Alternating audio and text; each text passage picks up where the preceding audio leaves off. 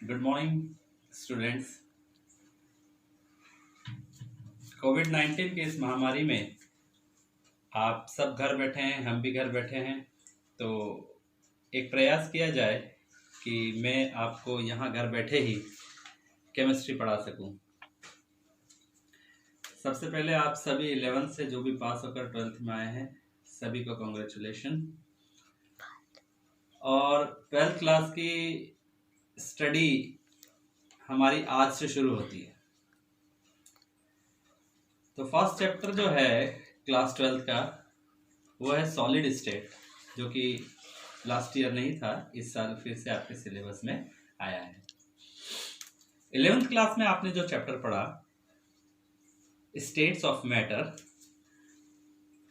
उसमें gaseous state और liquid state के बारे में आप पहले पढ़ चुके हैं। क्लास 12th में यहाँ हम आपको पढ़ाएंगे सॉलिड स्टेट्स ऑफ मैटर। बच्चों, सॉलिड आप जानते हैं, सॉलिड किसे कहते हैं? सॉलिड मतलब कि किसी भी मैटर की वह स्टेट जिसमें पार्टिकल्स बहुत पास पास हों, उनके बीच में स्ट्रॉन्ग फोर्स ऑफ अट्रैक्शन हो और उनके बीच का जो इंटरमॉलिक्यूलर स्पेस है वो कम हो। लेकिन अभी आप ये सोच रहे हैं कि पार्टिकल्स तो दिखाई नहीं देते हैं, तो वो पास पास हैं, दूर हैं, कैसे दिखाई देंगे? तो उसको जज करने का बहुत आसान सा तरीका ये है कि अगर किसी सब्सटेंस, कोई भी सब्सटेंस, उसका शेप फिक्स होता है और वॉल्यूम फिक्स होता है तो आप उसको सॉलिड कह सकते हैं। एग्जाम्पल के तौर पे आपके आसपास की चीज़ों को आप देखिए, नज़र दौड़ाइए, क्या क्या चीज़ें हैं जिनका शेप आपको फिक्स दिख रहा है, जिनका जो वॉल्यूम है वो फिक्स होता है, वो सब चीज़ें सॉलिड हैं। आप पढ़ रहे हैं तो यहाँ बोर्ड आपको सामने दिख रहा है, बोर्ड सॉलिड है। बोर्ड पे हम लिखते हैं चौक से, ये चौक भी सॉलिड है। ये जो ग्लास है यहाँ आपको दिखाई दे रहा है, ग्लास सॉलिड है, लेकिन इसके अंदर जो पानी है वो लिक्विड स्टेट में है। इस पानी का वॉल्यूम फिक्स है, ये एक ग्लास पानी है, अगर मैं इसको दूसरे किसी बर्तन में डाल देता हूं तो भी ये इतना ही रहेगा। इसका मतलब इसका वॉल्यूम फिक्स है, लेकिन इसका शेप चेंज हो जाएगा। जिस भी बर्तन में हम इसको डालेंगे उस बर्तन का शेप ये ले लेगा। सॉलिड के बारे में जो बेसिक जानकारी मैंने अभी आपको कही है वो सारी आप छोटी क्लासेस में पढ़ चुके हैं, 9th में या 10th में, कहीं हमने 9th में पढ़ा होगा। ये यहाँ पे हम उसको थोड़ा और ब्रॉड और ज़्यादा उसके बारे में जानने की कोशिश करेंगे। जितने भी सॉलिड आप देखते हैं आपके आसपास, जो भी सॉलिड होते हैं, उन सॉलिड को आप दो ब्रॉडली पार्ट में क्लासिफाइड कर सकते हैं। मतलब सारे जितने सॉलिड हैं दुनिया भर के, उसको हम दो भाग में विभाजित कर सकते हैं। एक है क्रिस्टलाइन सॉलिड और एक है एमॉर्फस सॉलिड। तो या तो जो भी दुनिया के सॉलिड है या तो क्रिस्टलाइन होते हैं या वो एमॉर्फस सॉलिड होते हैं। अब फॉर एग्जांपल ये चौक है मेरे हाथ में, राइट? चौक सॉलिड है, राइट? ये सॉलिड है। तो अब या तो ये एमॉर्फस है या ये क्रिस्टलाइन है। यहां मैं आपको बताऊं, ये एक एमॉर्फस सॉलिड है चौक। अगर मैं इसको कट करता हूं, for example if I break it, see this the surface जो है इसकी, ये रफ सरफेस आपको मिलेगी यहाँ से। ये जो इसकी जो सरफेस यहाँ दिखाई दे रही है, ये रफ सरफेस मिलेगी। तो अगर आप एमॉर्फस सॉलिड को जब भी तोड़ते हैं, काटते हैं, किसी भी शार्प एज चीज से काटेंगे तो उसकी जो सरफेस मिलेगी आपको वो रफ मिलेगी। थोड़ा सा और मैं आपको यहाँ पे कुछ डिफरेंसेस मैंने ऑलरेडी आपके लिए लिख के रखे हैं, उसके माध्यम से मैं आपको यहाँ समझाने की कोशिश करता हूँ। क्रिस्टलाइन सॉलिड में आज, क्योंकि देखिए सारे जो भी हम बात करते हैं, हम बिल्कुल बेसिक में जाके बात करते हैं कि पार्टिकल्स, कोई भी matter is made up of particles, small particles, and solid, liquid, gas are the 3 states of matter.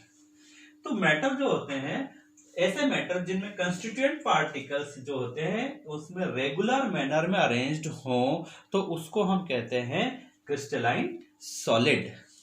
और अगर पार्टिकल्स इरेगुलर अरेंज होते हैं तो हम बोलते हैं उसको एमॉर्फस सॉलिड। अब रेगुलर क्या होता है या इरेगुलर अरेंजमेंट क्या होता है, इसका मैं एक बिल्कुल छोटा सा एग्जांपल आपको देके बताऊं कि सुबह सुबह जब आप स्कूल आते हैं तो आते ही अपनी क्लासेस में चले जाते हैं। जैसे ही क्लास में जाते हैं कोई इधर बैठा है इधर बैठा है, एक बेल होती है, अब सब लोग असेंबली ग्राउंड में इकट्ठा होते हैं। तो जिस समय आप असेंबली ग्राउंड में आए हुए होते हैं उस समय आपकी स्थिति क्या होती है? आप वेल अरेंज्ड होते हो? नहीं।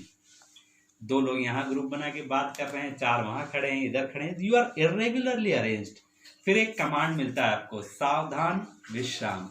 जैसे ये कमांड मिलता है लाइन बनाने का, आप सब लोग एक लाइन में पंक्तिबद्ध हो जाते हो, सारे एक सीध में लाइन बना के खड़े हो जाते हो, आप सामने की लाइन मिलाते हो, आप अपने साइड की लाइन मिलाते हो।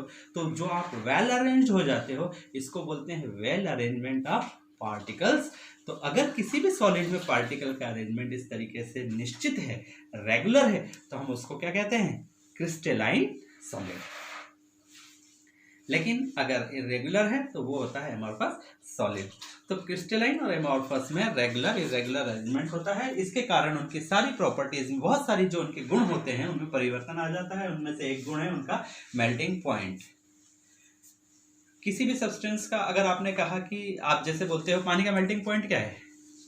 पानी का melting point 0 degree Celsius. 0 degree Celsius पे पानी क्या होगा? मेल्ट हो जाएगा।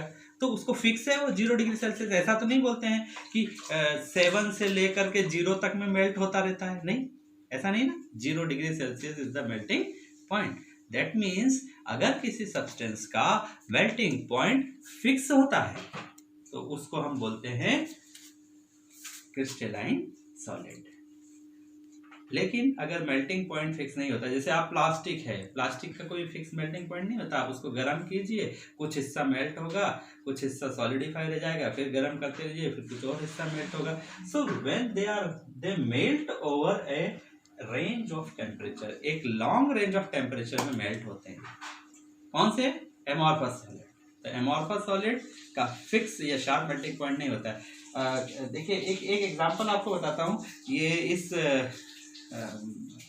जो है बर्नी में नमक है। नमक सभी के घर में यूज होता है, खाने में यूज होता है। कैसा है ये? Solid. Yes, it is A solid. Solid है। अब ये मुझे कोई अगर बता पाए कि ये क्रिस्टलाइन सॉलिड है या एमॉर्फस सॉलिड आएगा। नमक कैसा होता है? नमक जो होता है ये होता है क्रिस्टलाइन सॉलिड। नमक जो है वो है क्रिस्टलाइन सॉलिड। तो और थोड़ी सी चीजें, बहुत सारे एग्जांपल्स बीच बीच में आएंगे, मैं आपको बताता जाऊंगा what is crystalline amorphous solid. एक प्रॉपर्टी होती है anisotropic and isotropic. That means crystalline solids are anisotropic in nature while the amorphous solids are isotropic in nature. What is that anisotropic means? Anisotropic मतलब क्या होता है? बहुत कुछ properties होती हैं which depends upon the direction. For example, refractive index of any substance, it depends upon the direction. When you measure the refractive index along x-axis or along y-axis, if it comes out to be same, then it is called anisotropic substance. तो anisotropic substance जो होते हैं उनकी जो कुछ property, directional property, वो किसी भी डायरेक्शन में मेजर की जाए अगर वो सेम आती है तो दे आर एनाइसोट्रोपिक सॉलिड्स। तो क्रिस्टलाइन सब्सटेंस जो होते हैं they are anisotropic in nature while amorphous are isotropic in nature.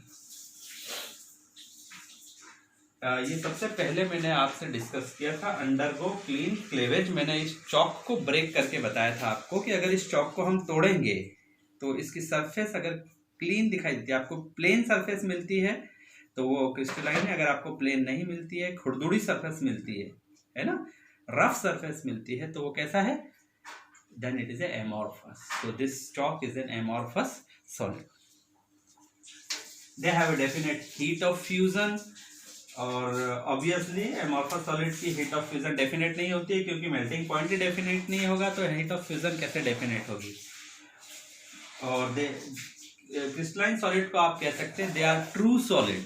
Crystalline solids are actually true solid while amorphous solids are pseudo. Pseudo solid मतलब false, they are not true solids, they are false solid, right? So these are some differences अभी इन differences को पढ़ने के बाद में basically आप कैसे जज करते हैं कोई भी सब्सटेंस क्रिस्टलाइन है या एमोर्फस है, जज करने का ये तरीका आप यूज करेंगे कौन सा, मेल्टिंग पॉइंट देख करके कर सकते हैं, दूसरा दे अंडर को clean cleavage, heat of fusion. ये 2-3 चीजें जो हैं आपको क्लियर दिखाई देती हैं जिससे आप जज कर सकते हो किसी भी सॉलिड को तुरंत कि एमोर्फस है या सॉलिड। अब मैं आपसे पूछूं रबर कैसा होता है, वुड लकड़ी आपने, लकड़ी सॉलिड होती है, रबर सॉलिड होता है, प्लास्टिक सॉलिड होता है, ये सब एमोर्फस के एग्जांपल्स हैं। जितना भी मेटल होते हैं जैसे लोहा है, कॉपर है, सिल्वर है, गोल्ड है, जितने भी आयोनिक सब्सटेंसेस होते हैं they all are crystalline solid, right. अभी जो हम आपको जो चैप्टर में यहाँ पढ़ेंगे, क्योंकि क्रिस्टलाइन सॉलिड में एक रेगुलर अरेंजमेंट होता है, तो आप आगे जो सॉलिड स्टेट में पढ़ने वाले हो वो क्रिस्टलाइन सॉलिड के बारे में पढ़ने वाले हो। क्योंकि रेगुलर अरेंजमेंट होता है तो किस किस टाइप का अरेंजमेंट होता है, पार्टिकल कैसे जमे हुए होते हैं, ये सब हम उसमें स्टडी आगे करेंगे। क्रिस्टलाइन सॉलिड को मैं अगर ब्रॉडली बात करूं तो क्रिस्टलाइन सॉलिड होते हैं 4 टाइप के। एक होते हैं मॉलिक्यूलर सॉलिड, दूसरा आयोनिक सॉलिड, तीसरा मेटालिक सॉलिड और चौथा कोवेलेंट सॉलिड। तो यहाँ मैं आपको यहाँ लिख के बताता हूँ, एक मिनट।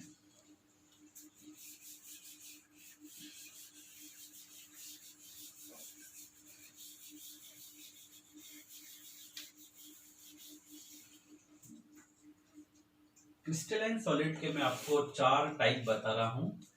पहला हम लिख सकते हैं आयोनिक सॉलिड, दूसरा आप लिख सकते हो मॉलिक्यूलर सॉलिड, तीसरा आप लिख सकते हो मेटालिक सॉलिड और चौथा आप लिख सकते हो कोवेलेंट सॉलिड। मतलब जितने भी क्रिस्टलाइन सॉलिड हमारे पास अवेलेबल हैं उसको हम 4 पार्ट में डिवाइड कर सकते हैं। चारों टाइप की खासियत क्या है, कैसे पहचानेंगे कि ये जो क्रिस्टलाइन सॉलिड है ये आयोनिक है या मेटालिक है या हमने कहा मॉलिक्यूलर है या कोवेलेंट है, right. Now this is the question. अगर जब हमको प्रॉपर्टीज पता चल जाएगी और क्या होते हैं ये सॉलिड पता चल जाएगा तो आप चारों के बारे में आसानी से जान पाएंगे। आज के लिए इतना ही, इतना देखिए, इसको समझिए, इसके आगे का हम फिर दूसरे वीडियो लेक्चर्स में मैं आपको बताऊंगा। Thank you very much, good bye.